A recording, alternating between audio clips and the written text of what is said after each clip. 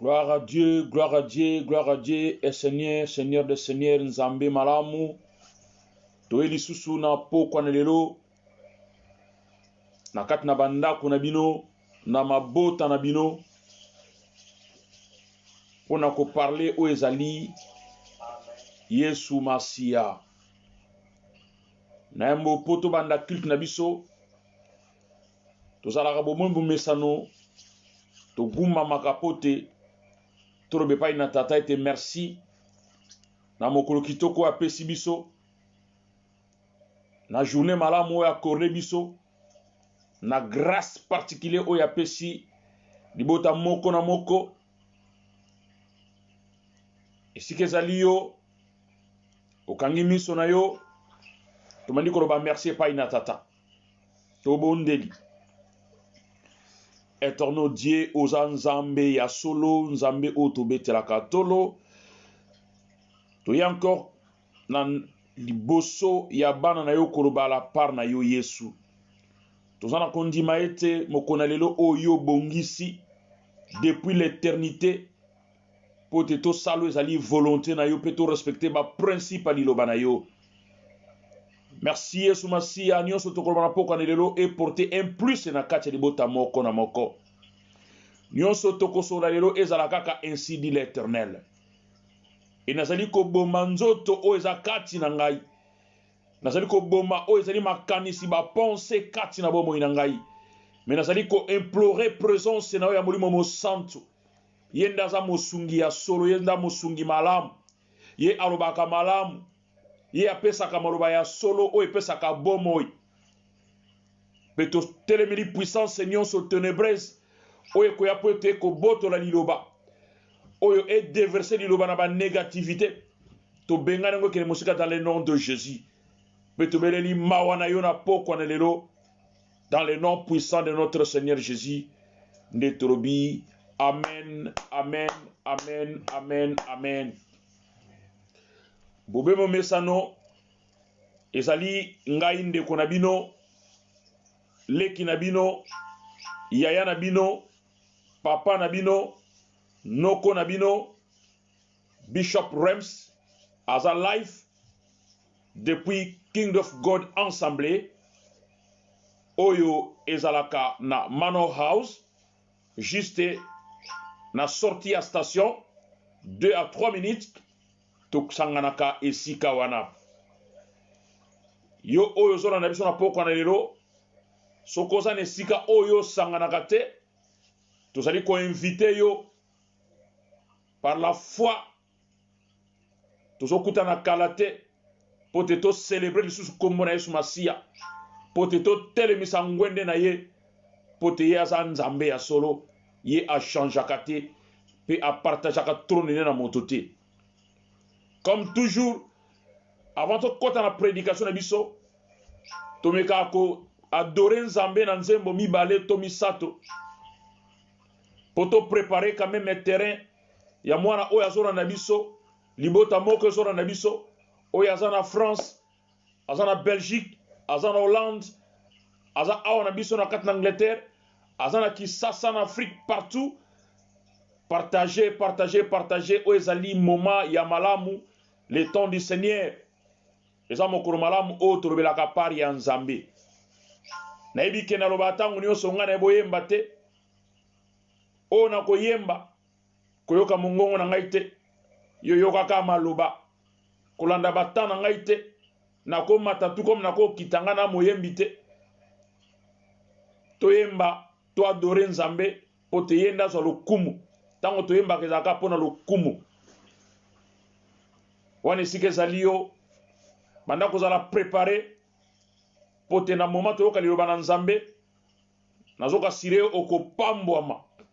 Okopambwama pe oko changer emoniseli ya vie na yo. Et je crois Nzambe oyo apesaka liloba, Nzambe oyo a préparaka mwana na moto, aza préparé, a préparaki biso, pe a préparé pe yo zokozo kolanda biso na poko na lelo. Yango tika to adorer Nzambe na loyembo moko, esika ezali yo soko ebi pe nzembo yango, oyembi sala lokolo za na kati église sala lokolo zali ko bondela na kati tonga nzamba ko zalo kumu Yesu ndeko na bolingo yolingi ngai mingi yo kufela kingai yo talisinga nzela Yesu ndeko na bolingo yolingi ngai mingi yo kufela kingai yo talisinga nzela yemba aleluya ngai nalingi nkolo ye Yesu Masia, Alleluia na Yesu, ngai nalingi nkolo Yesu. Alleluia na Yesu, yemba Alleluia, ngai nalingi nkolo Yesu Masia, Alleluia na Yesu. Ngai nalingi nkolo Yesu, Alleluia na Yesu. Ata bato bakoboya yo na kolinga Satana yo lingi bato nyonso yo koboya moto te yemba Alleluia ngai nalingi nkolo ye Yesu Masia Alleluia na ye Alleluia na Yesu ya ngai nalingi nkolo Yesu Alleluia na Yesu nayoka yo Yesu nayoka yo nayoka yo Yesu nayoka oh nayoka yo Yesu nayoka yo Yesu nayoka oh ngana simba yo mosantu na simba yo ngana simba yo mosantu na simba oh ngana lola yo mokonzi na lula yo ngana lula yo mokonzi na lula yango toko yemba Alleluia amen Alleluia Alleluia yango toko yemba oh toko yemba amen toko yemba Alleluia Alleluia yango toko yemba Alleluia oh amen Alleluia Alleluia amen soki namoni mwasi nazemiye nakobanga Nzambe sanza libwa mwana abotami nakobanga Nzambe soki namoni mwasi nazemiye nakobanga Nzambe sanza libwa mwana abotami nakobanga Nzambe yango toko yemba Alleluia oh amen Alleluia Alleluia yango toko yemba Alleluia oh Alleluia amen Alleluia Alleluia amen ni Yesu ni Yesu ni Yesu yo yo yo ni Yesu ni Yesu ni Yesu ni Yesu ni Yesu ni Yesu yo yo yo ni Yesu ni Yesu ni Yesu oh bakofinga ngai pona Yesu Alleluia biso pe tokokenda te tokokoba kaka Alleluia Amen. Lokumu pona Yesue. Alléluia. Amen. Lokumu pona Yesue. Alléluia. Amen. Nganala pichere kae. Alléluia. Amen. Nakosarera mokonzie. Alléluia. Amen. Lokumu pona Yesue. Alléluia. Amen. Lokumu pona Yesue. Alléluia. Atamirere, atamirere, Yesu. Atamirere, atamirere, Yesu. Atamirere, atamirere, Yesu. Atamirere, atamirere, Yesu. Atamirere, atamirere, Yesu ni atamirere, atamirere, Yesu ni Bwana. Gloire à toi, gloire à toi. J'espère que vous adorez Nzambe na solo. Et si que zalio partagez, partagez, partagez. Liloba oyo ezali liloba na Nzambe. Et akana ofele, yo peut partager ango ofele, oko perdre et le côté. Je te donne encore 1 minute mais kako partager pour to kota na kata viva sujet na biso. Na bi Nzamba ko sala yo bolamu, pe ko sala nga bolamu. Yo ozana poko na lola na biso, sala kaka disposer parce que okozala béni au centuple. Okozala changer, pe Nzamba ko kota kata na bomo ina yo, pe libota na yo e ko pambama. Merci. Ndenge na ote koroba o ezali Kingdom of God ensemble. Toeli suna banda ko na bino pote to partage ezali le loba na Nzambe. Biso toyaka na maite, toyaka na lokote, bobeleli loba na Nzambe ezali Biblia. Yango ne to tangaka, pe yango ne to partageaka. Sikezali yo banda ko beta maboko, banda ko loba gloire à toi, gloire à toi, gloire à toi, oza Nzambe malamu to pamboli yo to ne to yo mokolo kitoko pesi biso. Sikate to koma ba aigle to pumbwa, to pumbwa, to pumbwa, to pumbwa. Parce que Nzambe ya solo, Nzambe na bolingo. Merci. Wane sike zali osoko osana mwa papier, osana mwa bic, osi Biblia na yo, tolingi toroba la part ya Nzambe. Lelo sa mokolo malamu, eza jeudi, oyo to bondelaka, oyo to lobaka liloba na Nzambe. Mwana nyonso Kingdom of God ensemble. Et si kezali yo bandako partager, bandako se connecter parce que toza live na poko na lelo yo landa biso tina suka Nzambe akosala yo bolamu. Na poko na lelo na ina sujet moko très important. Eza makasite sujet moko ya kimia. Ekozala malamu pona yo soko banyango ne bandeli oko pambwama. Poko na lelo to ekolobela sur le caractère d'un bon chrétien. Alléluia. Le caractère d'un bon chrétien. Na ebi ko mitu na ba question belé caractère ya ba chrétien. Mais bien aimé na kwebso eloko moko na bomo ina biso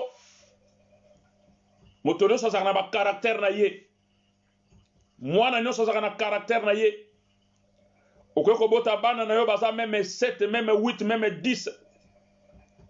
Mais mwana na mwana aza na caractère na ye. Mwana nyonso aza na caractère na ye. Tomonaka bana na kati na libota. Mosusu alobaka mingi te. Soki asa vandi avandi. Eza na mwana mosusu. Ye soki aza na ndako te bo comprendre ke ye aza te na kati na ndako. Eza caractère ya mwana wana. Eza na mwana mosusu. Ye soki lere koki ake kolala sans que papa tinda ye, sans que mama tinda ye. Eza caractère ya mwana wana. Eza pe na mama mosusu. Azaka na caractère soki mobali na ye nano ye te. Yako ekolala te. eza pe caractère. Eza pe na mama mosusu soki mobali na yake mosala aza obligé, il faut abenga ye na tango papa azwaka repos po ayeba boni papa oza malamu, boni journée ezoleka malamu. Eza caractère na ye. Eza na mama mosusu par jour akobenga mobali na ye 5 fois 6 fois na téléphone. Eza caractère na ye. Caractère eza très important na vie ya moto. Caractère eza très important. Yango ezo déterminer personnalité ya moto. Siko nazo kotuna caractère na yo eza nini. Mais na poko na lelo to ekolobela caractère d'un bon chrétien. Mwana na nzambe esengeli a se comporter comment? Mwana na nzambe esengeli caractère nezala ndenge nini? Mwana na nzambe esengeli a affecté bato na caractère na ye. Un serviteur de Dieu elobeli nezalaka ndenge nini? Un pasteur approche nezalaka ndenge nini? Mama pasteur approche nezalaka ndenge nini? Yango zo sanctionner sur ba caractère. Ba caractère d'un bon chrétien. Sur quoi toi bana na nzambe tozolobela beaucoup plus caractère ya mwana na nzambe. Pour mwana nyonso ya nzambe asaka na caractère na ye. Mais poto kene mosika tokotanga l'écriture tosi ba biblia na biso. Nous allons lire dans le livre à Romains. Romains chapitre 12.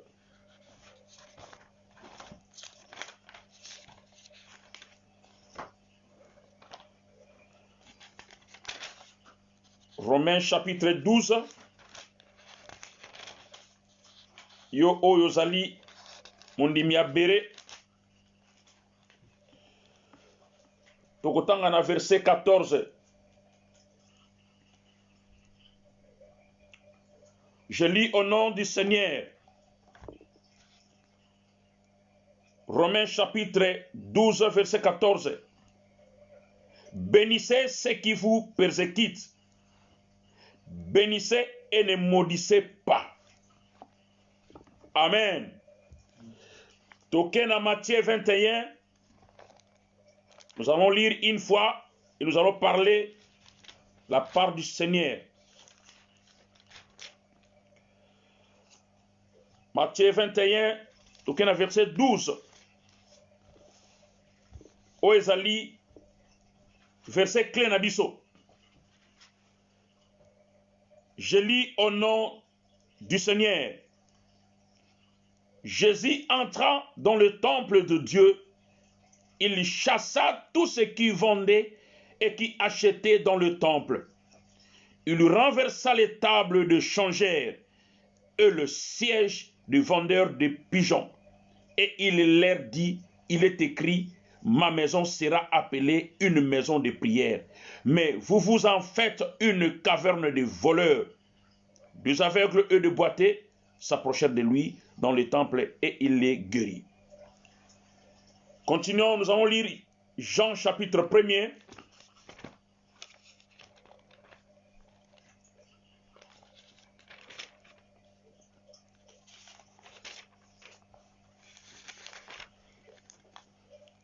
Jean chapitre 1er, verset 12.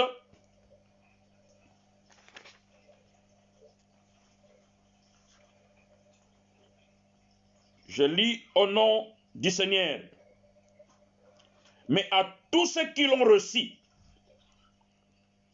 à ceux qui croient à son nom, il a donné le pouvoir de devenir enfant de Dieu.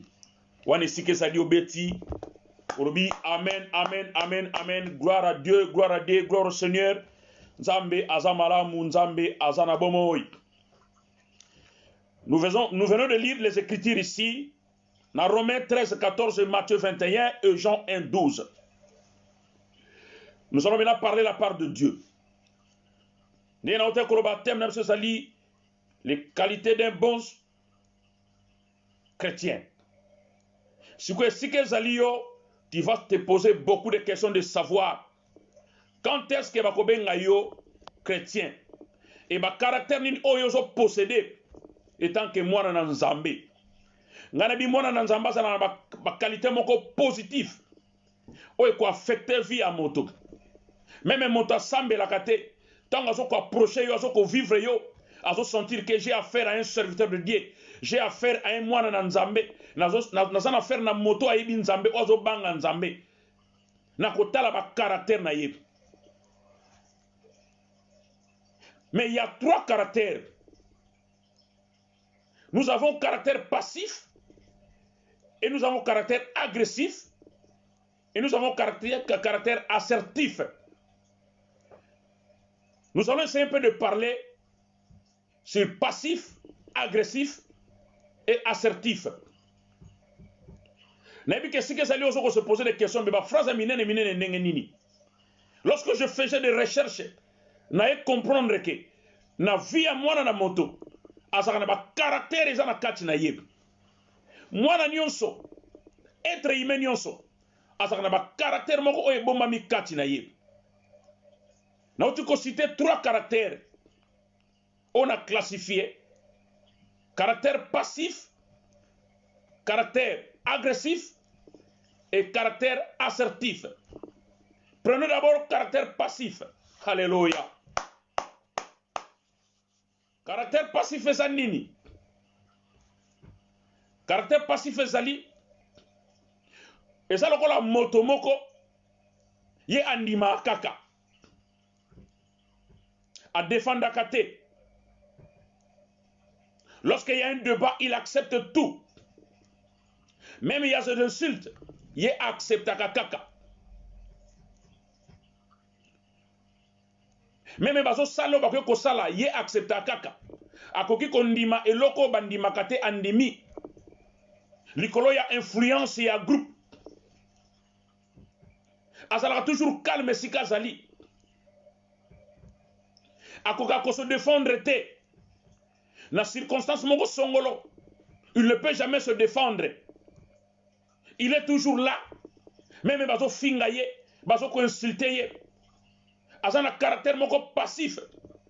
Il reste calme, il ne peut jamais se défendre. Il a un caractère passif. Si comme bien aimé dans le Seigneur, yosa mwana na nzambe. Et ça n'a pas moment misusu. Aucune circonstance moko songolo. Baso parler ma bé à pasteur na yo. Baso finga pasteur na yo. Mais yo lokolo na caractère moko passif. Tu ne peux rien parler. Tu ne peux plus te défendre. Ozo gobe ono so baso lo banayo. Ozo gobe ono so baso lo banayo. Ozo na caractère moko très calme. Mais ils ont bénéficié de tant que moi na nzambe. Baso parler sur ma bé à moto oyo yebi. Baso parler sur ma bé oya passer oyo salaka na ye. Père de la foi na yo, encadreur na yo. Oyo bosalaka ne l'air nyonso. Ozo comprendre que loko baso lo ba existaka te. Mais tel que ça a un caractère moko passif, tu ne peux jamais parler, tu ne peux jamais te défendre. Et tant que moi na nzambe. Au lieu de défendre, que je vais défendre mon pasteur, la façon dont vous parlez à Salaka Boyete, ngana yebiye, a vivaka boye, azana mwasi moko, azana banana ye, a salaka boye, tu ne peux jamais te défendre. Tu es toujours calme, ozoko gobe, ozoko gobe, ozoko gobe. Voilà maintenant babengaka caractère moko passif. Et ça jamais moi na nzambe, oko pambola bato na caractère wana. Et tout ça na caractère moko agressif. Oh! Caractère agressif, lui il connaît tout. Alléluia, alléluia, alléluia. Caractère agressif, lui il connaît tout. Ayebi bato nyonso, ayebi poto, ayebi 4 koya poto, azaka na torte, azalaka na raison, soki yesa lobi oui, mutumsa koloba non azalité. Et surtout avivaka selon principe na ye. Yango ba bengi caractère moko agressif. Nandaka libala na ye azalaka na torte. Il a toujours raison. Azalaka na raison. Même azana tort, aoya koma na raison. Il est trop agressif. Il est violent. Tant que vous avez un débat, akoma lokola vipère, akoma lokola lion. Alingaka partage te. Même si vous avez pardon, vous accepter pardon na ba contre-cœur. Voilà un caractère agressif. Caractère agressif. Mais ça, le caractère, un caractère assertif. Oh! Voilà un caractère. Oh, ça caractère, il y a moi dans Nzambé. Voilà un bon caractère, il y a moi dans Nzambé. Azuna passif, azuna assertif, azuna agressif, il y a abimi, assertif. Un caractère. Oh, il y a la qui vont vendre ensemble. Il raisonne. Azo faire comprendre bino. Azo talisa bino réalité à contexte. Oyazana raison, azo pesaye raison. Oyazana tort, azo pesaye tort. Voilà un caractère assertif. Chaque fois azo ka décision selon le Saint-Esprit. Oh! Chaque fois que vous sentez qu'il y a un esprit de Dieu qui parle en lui. Lorsque vous parlez, vous sentir que non, il y a Dieu. Nous avons belaye. Et place y à vivaka, apportera toujours un plus. Voilà un caractère d'un enfant de Dieu. Là où il vit, apportera toujours un plus. Même bozo fingaye, même bozo tongaye. Le Dieu que je sers, il est vivant. Le Dieu que je sers, il est omnipotent, omniprésent. Oya salaka, elekelaka motema nanga. Oya salaka, elekelaka entendement nangai. Alandela sela molimo mo santo. Oyo no sabi misaka na monoko na ye, soko contrôler yango, okoloba que non ça c'est le Saint-Esprit. Lorsque vous partagez na yo, vous sentir que non, j'ai affaire à un homme de Dieu. J'ai affaire à une femme de Dieu. J'ai affaire à un homme de prière. J'ai affaire à une femme de prière. J'ai affaire à un enfant de Dieu. Voilà un caractère assertif. Après, vous sentez que papa est nandako. Vous sentez qu'il y a un pasteur qui est venu. Il est là, il est tendre. Asa large. Ako yo kayo. Boko solo là. Et na déplacement na ye. Vous allez voir que non, j'ai reçu quelque chose, il n'y a pas rien Nzambi. Papa on a yakiawa, azaya Nzambi. Mosali on a yakiawa, azaya Nzambi. Mama wana yaki na ndako nanga, azaya Nzambi. Na mona ke na musika, me na sololi na ye, azaya Nzambi. Hey! Les trois caractères. Nous avons le caractère passif, caractère agressif. Mais na nyonso wana, voilà un caractère d'un enfant de Dieu. Un enfant de Dieu, il ne parle pas beaucoup. Un enfant de Dieu, et si vous allez voir qu'il y a la présence du Saint-Esprit. Il y a la présence en Zambé. Caractère à mon en Zambé. Si on a tout na yonanga, yozola nanga na poko na lelo. Quel caractère oyo o apportaka? Soko bimi na ba millier, aucun na ba fête, aucun na matanga, aucun na cérémonie songolo. Quel est votre caractère? Ou affiche un caractère nini? Vous êtes un serviteur de Dieu. Sauf qu'il y a un millier, tu n'es plus serviteur de Dieu. Tu es un évangéliste, sauf comme un millier. Aux autres évangélistes, c'était. Aux autres serviteurs, sauf comme bimi, au tiki Bible. Aucune cérémonie symbole au tiki Bible. Quel est votre caractère? Quel est votre caractère? Le caractère d'un bon chrétien. Ils ont reflété dans le langage, dans le propos, dans l'exemple.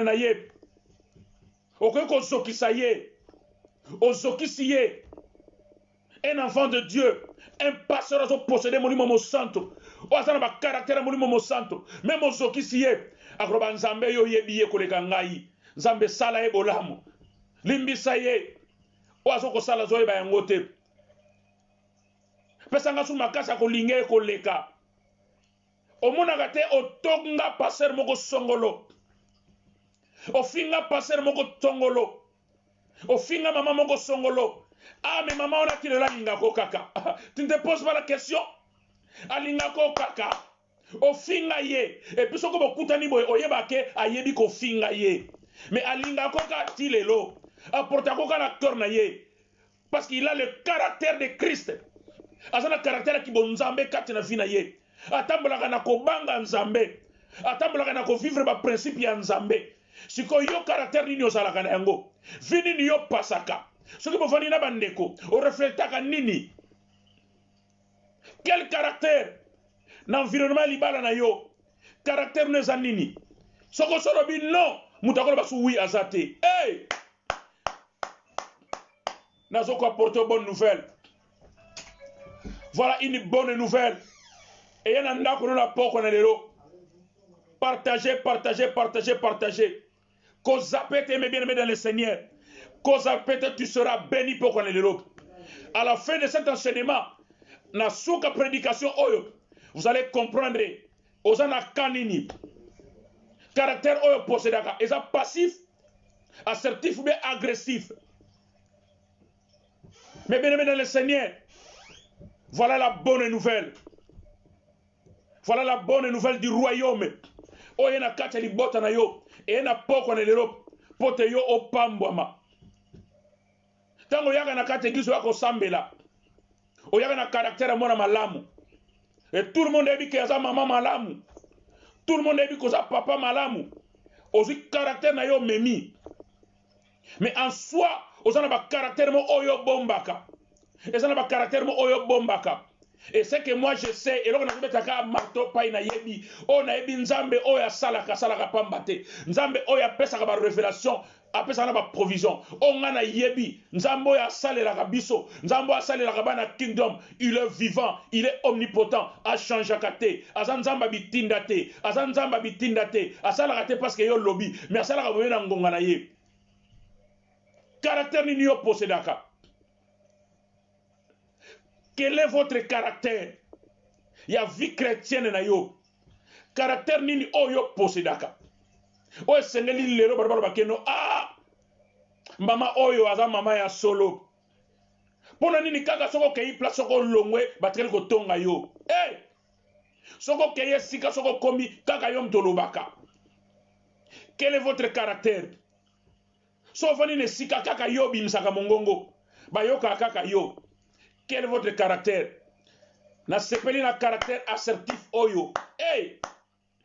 Et ça caractère à moi nzambe. Caractère à moi nzambe. Ce qui a yesika, il apporte toujours un plus. Ayaka na un plus. Akoye ko longwate, ce qui a tiqué le côté. Akoye ko longwate, ce qui a sémété. Akoye ko longwate, ce qui a affecté via mototé. Akoye ko longwate, ce qui a lobé loko mon côté. Akoye ko longwate, ce qui a lancé loko mon côté. Voilà un caractère d'un enfant de Dieu. Un caractère d'un serviteur de Dieu. Ce qui a yé apporte toujours un plus. Ce qui a matanga, il apporte toujours un message. Ce qui a fait, il apporte toujours un message. Nanda konaye soko koti, vous allez voir que le signe a un message. Ba signe a parole en zambé, ba signe évangile. Au moni moi signe ya sokoloba, vous sentez que il a la parole de Dieu. Azana ko banga nzambe. Siko quel est maintenant votre caractère? Oh! Moi c'est que je sais. Le Dieu que je sais. Bible l'obiete. À tous ceux qui l'ont reçu, il leur a donné le pouvoir de devenir enfants de Dieu. À tous ceux qui l'ont reçu. Oyo soyez dit que le Seigneur Jésus-Christ est Seigneur. Il est le pierre angulaire. Il est tout pour moi. Vie ne faut changer. Votre caractère doit changer. À l'immédiat, sans que vous t'indiquiez. Oh, gloire à toi. Et ce que ça dit, amen, amen, amen, amen. L'obananga avancer, avancer, avancer. L'obananga avancer, avancer, avancer. C'est ça l'évangile, les caractères. Mais si on a qu'à plus loin, on a dit, la spécification on a mis ici, il y a caractère passif, assertif, agressif. Mais la réalité, on doit vivre. Réalité, on doit vivre en face. Et ça, c'est le caractère du sang. Caractère du sang. Tout ça, le caractère du sang. Tout ça, le caractère du milieu. Caractère éducatif. Tout ça, le caractère de l'église. Yango to monaka. Caractère du sang. Azana caractère moko ya sang. Na kati ya famille na bango ba vivana caractère ya sang. Il y a déjà mis l'obélaka déjà. Biso na famille na biso. Batu babota aka bana mi bale ba koma bana mi satote. Hey!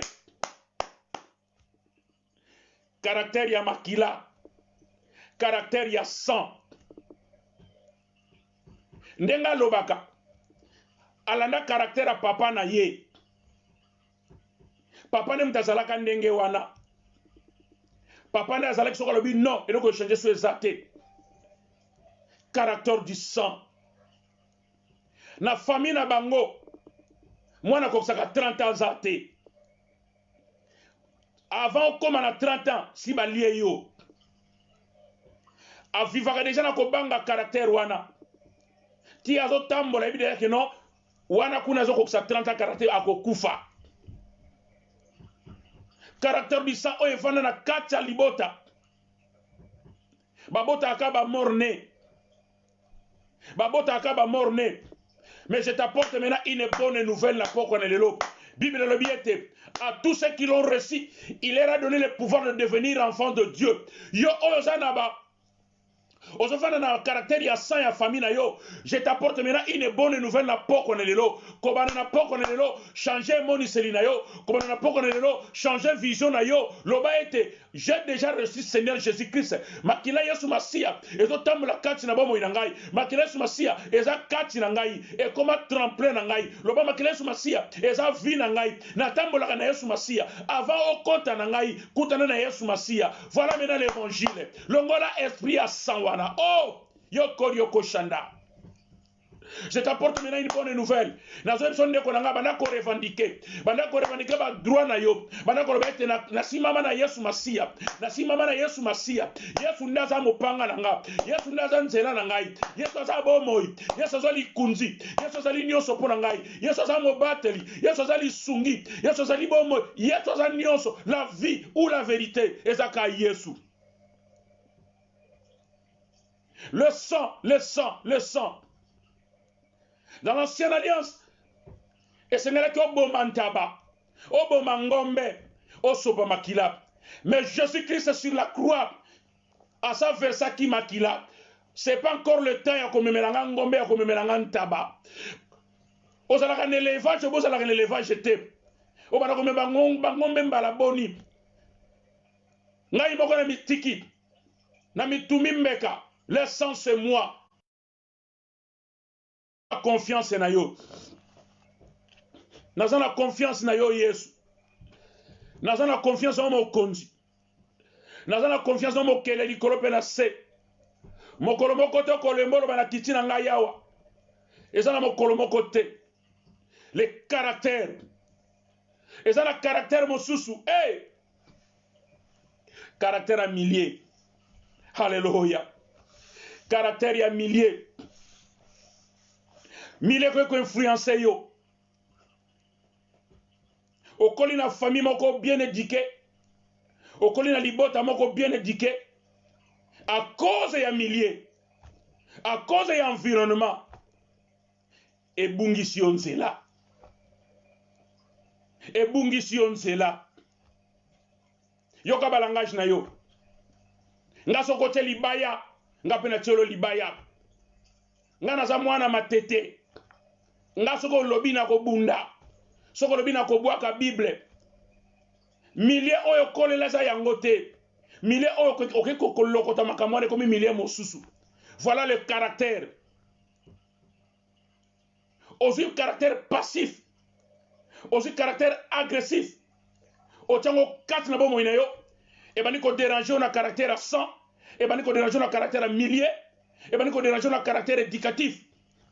Parce que jusque là, on a un caractère moko assertif te. Parce que caractère assertif, yango esangi si nyonso. Yango ezo salake ozala mwana na nzambe.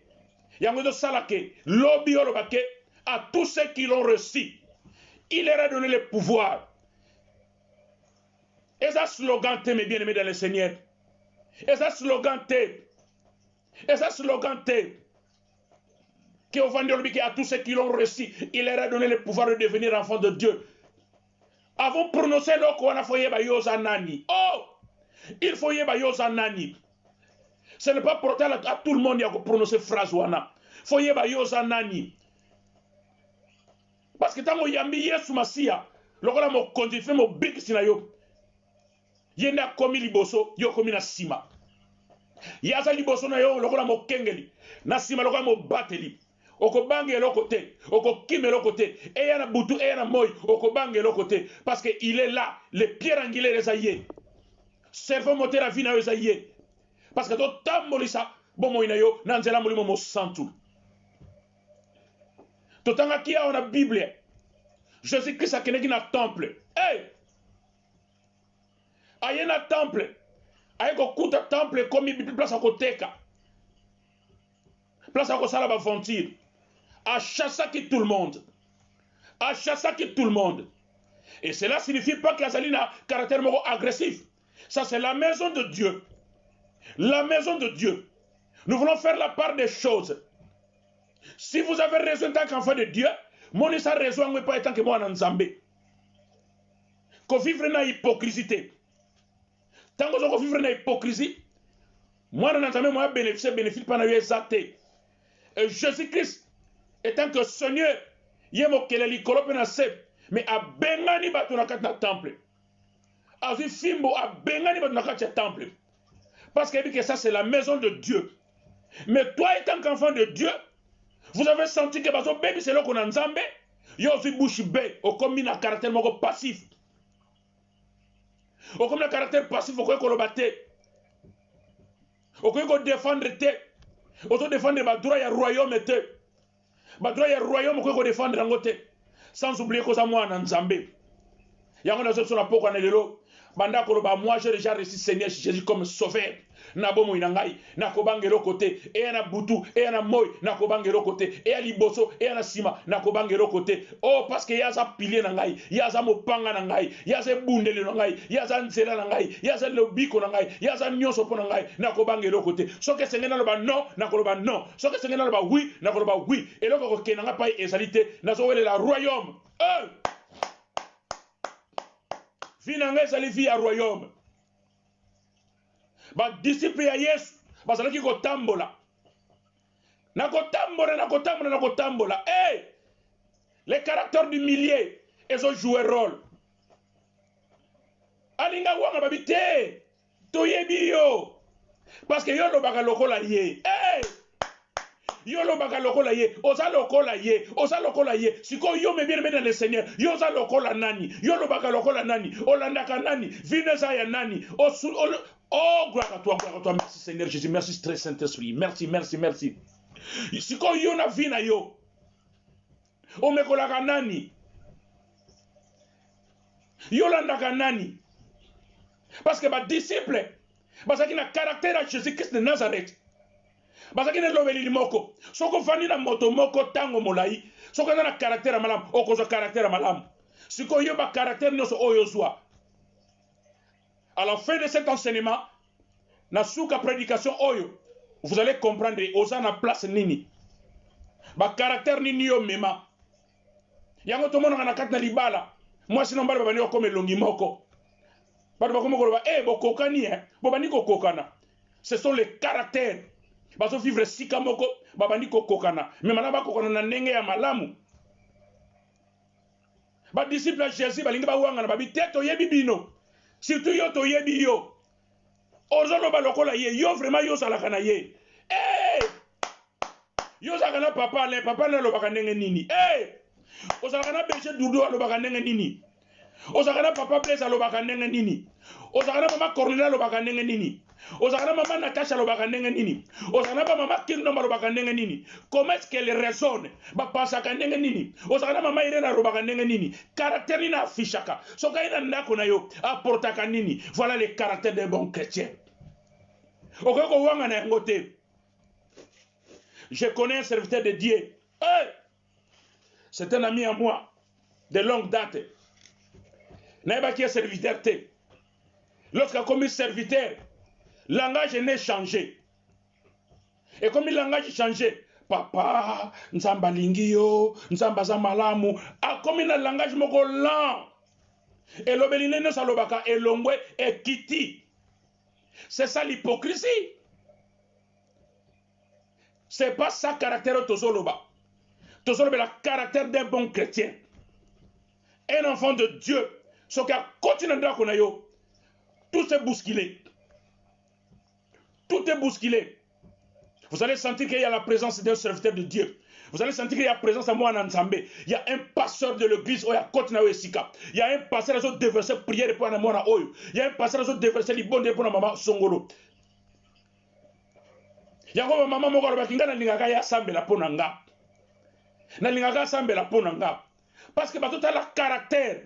La Bible dit on donne ce qu'on a. On donne ce qu'on a. Yo pesa nini.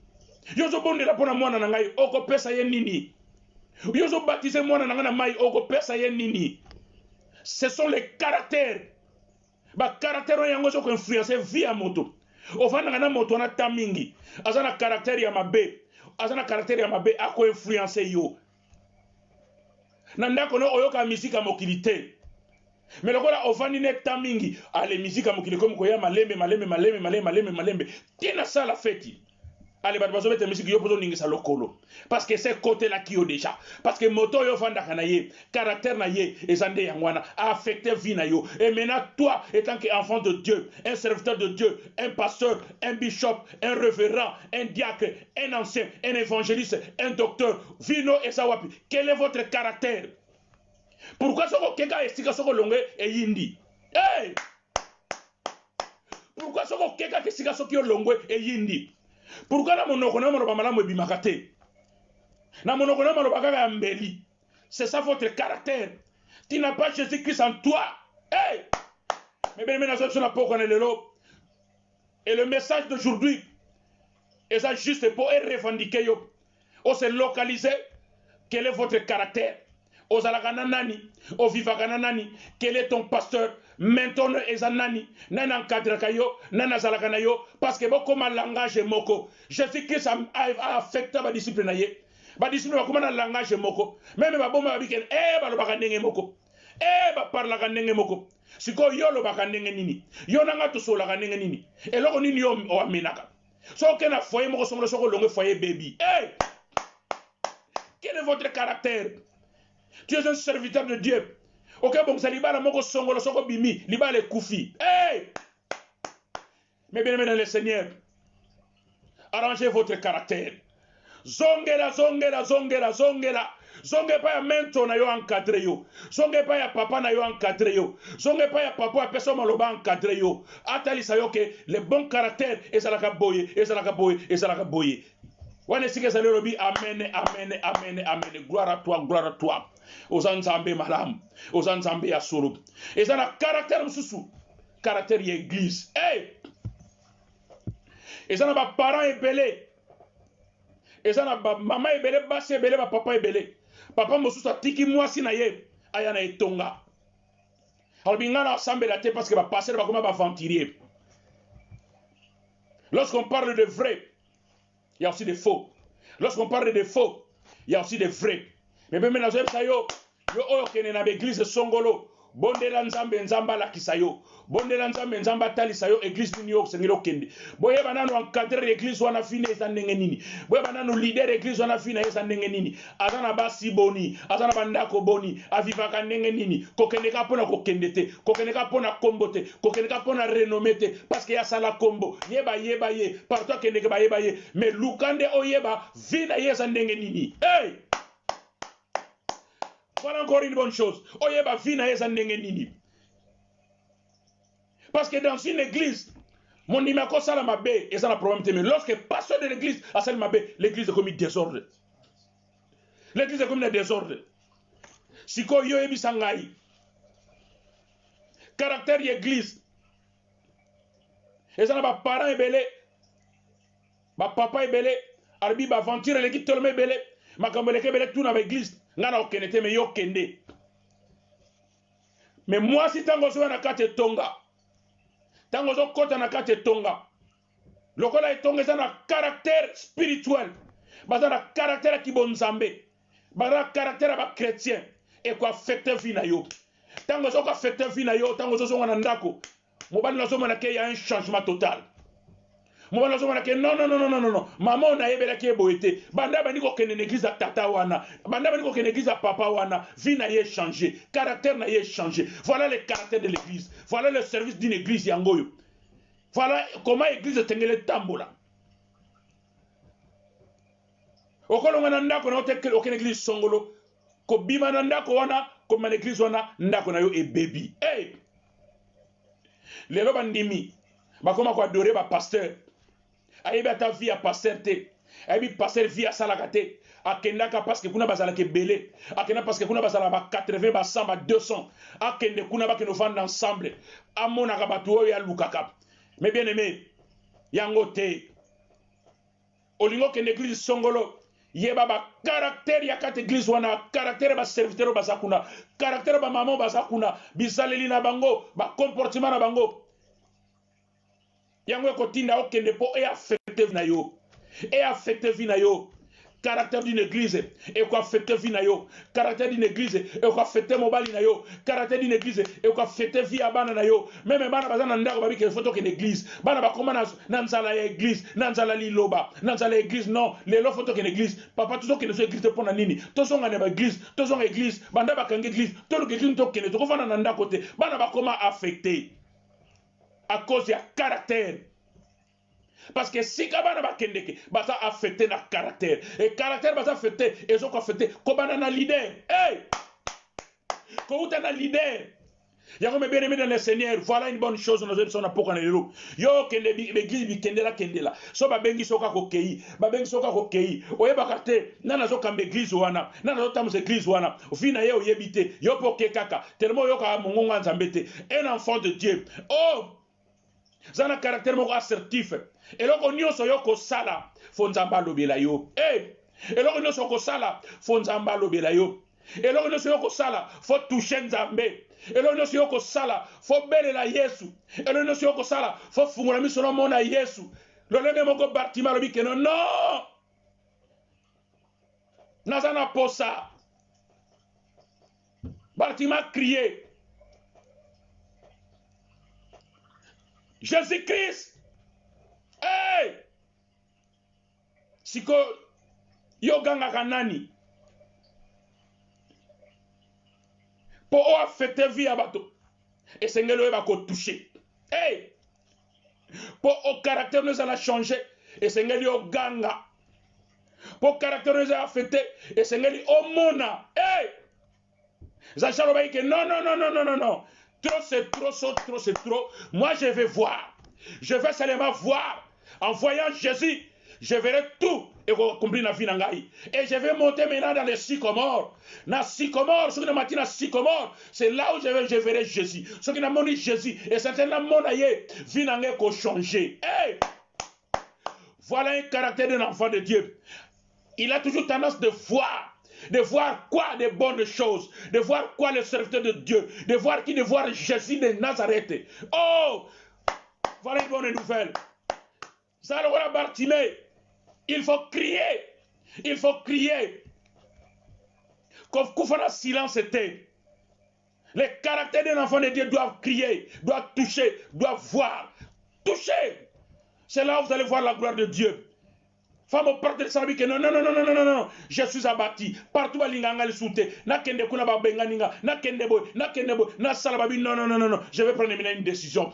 Na sa suna posa na ta la gauche na ta droite. Je vais toucher. Et maintenant yonanga tozo tala na poko na lelo. O toucha kanani. Hey! O toucha kamandona. O toucha kamambikudi. O toucha kanani pour guérir libota na yo. La Bible dit toucher. Femme au porte de Charbi que non, je vais seulement toucher. Lorsque je vais toucher, je verrai la gloire de Dieu. Puis malade n'a aussi là. Eh, Charbi, non, je vais voir. Depuis que Sambela Nzambe, depuis que Yeba Yesu, depuis que Sala Yesu, est-ce que son mon abi kama ya Nzambe? Eh, osomona miracle Nzambe, osomona basine ya Nzambe, Nzambe sa lobela yo, Nzambe sa mi bimi sepa ina yo, maintenant banako bonde là, je vais voir Jésus. Je vais voir Jésus, je vais crier, même dans la salle de boulot, na gangi, Yesu aza Yesu, o salamokili, na mililoba nyo surtout, akomi mon samana bomo inangai. Mais voilà une bonne nouvelle na memena pour kanelelo. Banda ko revendiquer ba droit na yo. Banda ko revendiquer. Il faut se poser maintenant des questions. Est-ce que caractère nanga est sa place nini? Caractère nanga est simba mina nini? Caractère nanga est affecté na nani? Yo salaka na banani?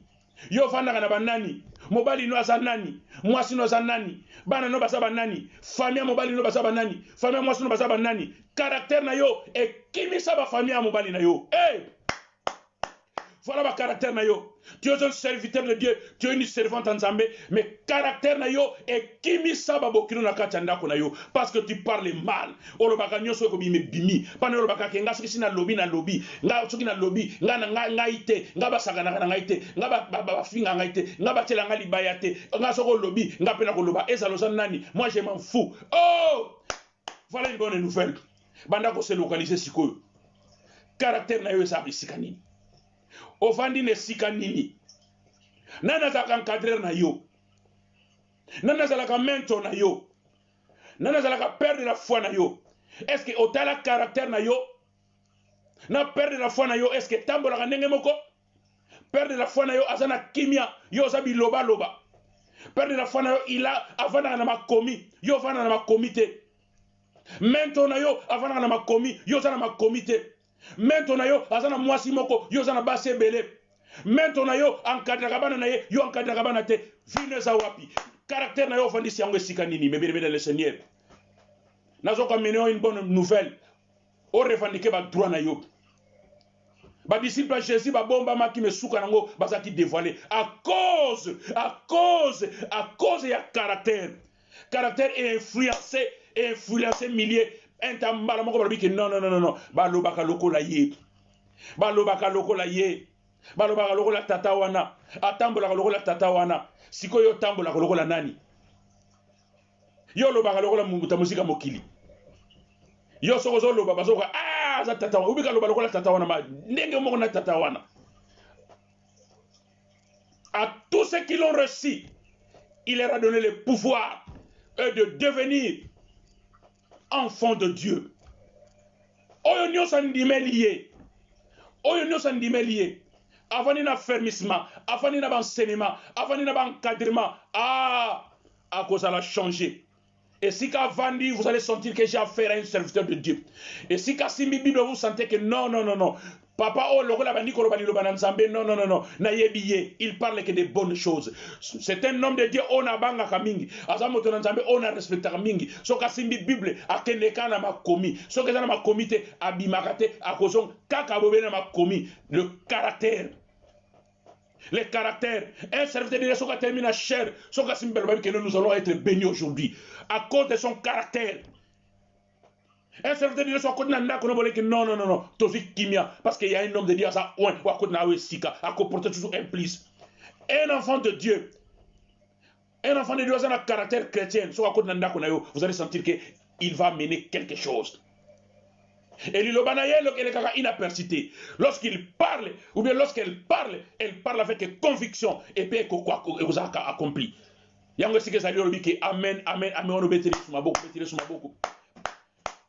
Obetele sumaboko betele masumye sumaboko azanzambe a changé kate a partir de trône na motote il est Dieu par excellence sokalobi oui motoroba non azalité sokalobi liboso motoroba na simazate sokalobi na gauche motoroba na droite azate atambola ka seno be énorme parce qu'azanzambe asa likolo pe na se yango na poko en bien aimé banda ko se distinguer siko banda ko se distinguer siko banda ko tala est-ce que ngai caractère ni no ngana to ko afficher na kata ndako na yo bana ba mekola caractère na yo parce que osaka violent osaka tendreté osa toujours agressif et tant que serviteur de Dieu et tant que papa bana ba ko suko approcher ote bana ba ko solano lisusu te parce que nanu kuta silicité aussi au kati violent un père une mère oya vandi na kata maloba na nzambe apporta toujours un plus olobi amen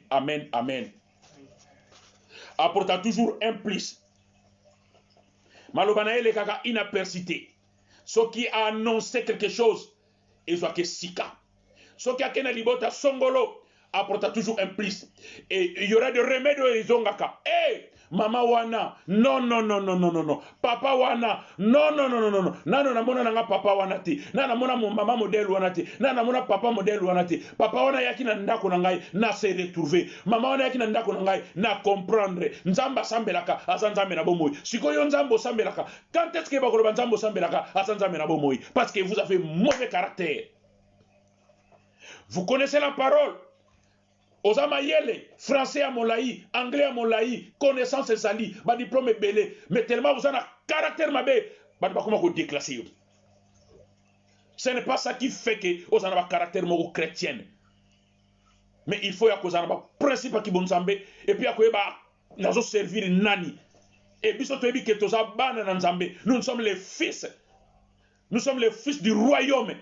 Tous a obligé tous a caractère ya papa, tous a caractère ya Jésus-Christ de Nazareth. Lolenge moko ba disciple ba biete. Non non non non. To yebi bango, ba lo baka lolenge moko. Yo lo baka lolenge moko na nani. Ote ya lokola nani.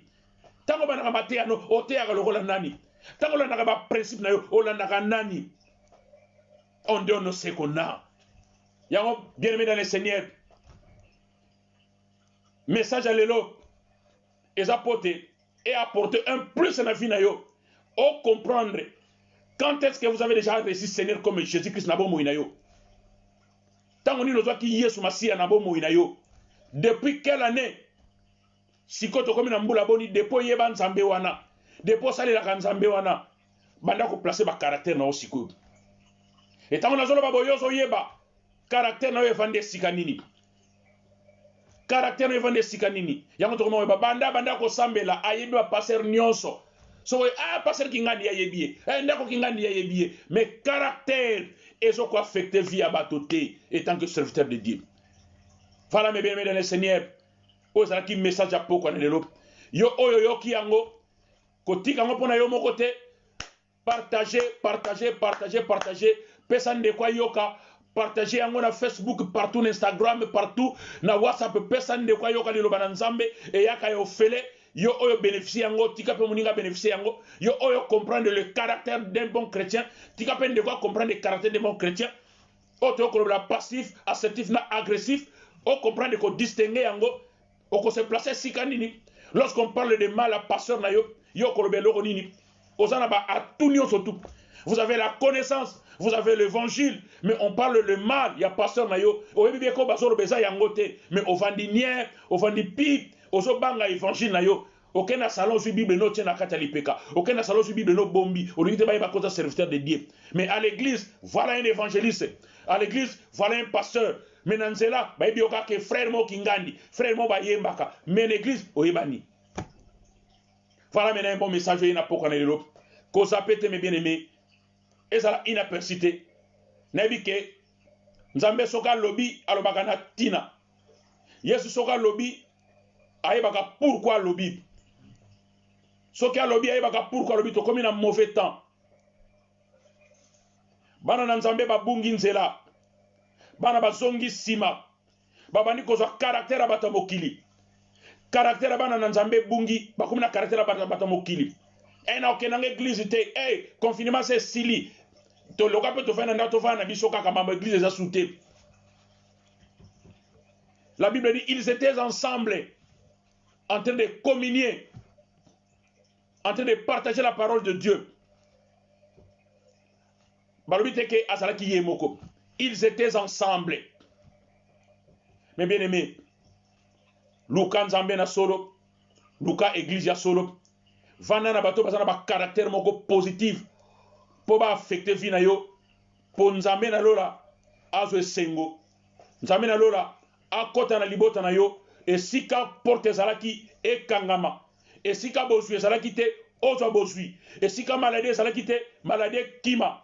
Esika passe zalaki te passe kota te passe comme na sengo. Esika kolele zalaki comme na sengo. Yende apango saka pizole ya miso. Esengeli kaka yo ndima ye kazali mo batili pe mo kengeli. Nde okomona ke akosala na bomo ina yo. Omitika loba na yeke papa sala nanga oyo lingi. Tayengai sala nanga lolengo lingi akosongi sona ba caractère divin o zonga na ba caractère o kamwa parce que nzamba kamwi sa kaka Et comme place mo ba loba loba.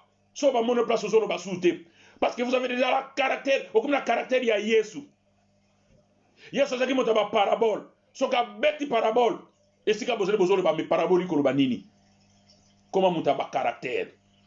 Ya mon nzamba za malamu, nzamba za na bomoyi. Et si que c'est lié au beti maboko. Voilà, ça c'était le message d'aujourd'hui. Oezali na caractère d'un bon chrétien. Yo oyo yo kibiso ko zapete to kozonga surtout dimanche pour nous comprendre la parole en Zambé. Ndenge Bible zo continue côté ya biso. Biso to vivaka na Biblia. To baksakero ko mususute. C'est seulement l'évangile. Yo oza mondimi abere tango si ba verset biblique zwa yango kende ko tanga yango kotana la référence au kotala yango oko comprendre. Oko comprendre. Oko comprendre. Nyonso na otikoloba. Tout ce que je viens de parler, c'est le serment de la montagne. C'est le serment sur la montagne, c'est dans Matthieu 5, Matthieu 6, Matthieu 7. Oh, non, c'est bien Matthieu 5, Matthieu 6, Matthieu 7. Tout est englobé sur les caractères. Yango me bien dans le Seigneur. Yo Olanda Abiso, jeudi, dimanche, ko sapete, tozo zerayo lisusu. Au côté en la ligne, peut au partager, peut banana nzambe, bako pambolama. Dans le nom puissant de notre Seigneur Jésus. Wana isike zaliyo. Alléluia, alléluia, alléluia, alléluia. Gloire à toi Seigneur Jésus, gloire à toi Jésus. Tokomina suka mayanga na biso. Na kotika ni mona tesa kena pesa quelque communiquer, c'est très important parce que les alliés Kingdom of God ensemble. Auto sanganaka comme toujours. Jeudi na dimanche. Et puis lundi to sangana ma prière na biso, il y a conférence, mardi to sangana prière à conférence et mercredi to sangana intercession na biso. Et jeudi neto tout ko sala lelo et vendredi to sangana réunion ba maman et samedi neto sangana moi repos. Mais bana na biso ba te yakana katia il y a toujours en ligne. Le dimanche peut zonga ka awa. Yo oyo ozane sika ya ko sangana te. Yo oyo ozane sika ko bondela nzambe te. Joa contact na biso to ko localiser yo to ko talisa yo sika nini to sangana ka koma to lukaka nzambe to lukaka na lolenge nini yo ozana ba problème na libota ozana poso contacter o luka Kingdom of God ensemble o ko ba contact kuna so ozana posa libondeli ya famille Kingdom of God ensemble basa maboko ko fungwama pote ba mema yo na dimension par excellence o ya Yesu Masia minga ko lobezalité na tombeli bino poko malamu na mabota na bino dans le nom puissant de notre Seigneur Jésus. Wana torobi bye bye bye bye bye bye.